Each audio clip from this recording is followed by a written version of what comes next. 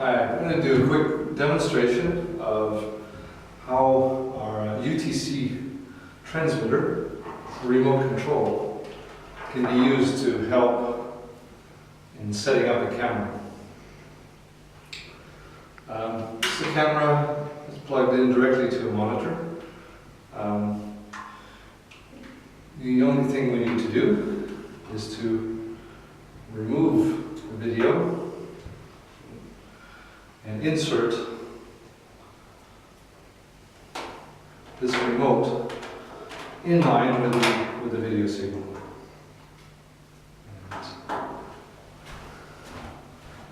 And then go in front of the camera and we'll set up the camera properties. So let's see, we'll change the white balance.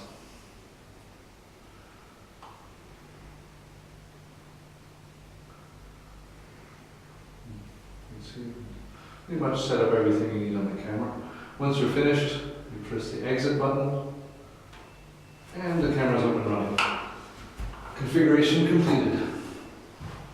And then we just need to disconnect our UTC remote and connect the camera back, and you're finished. That's it. Everything's set up.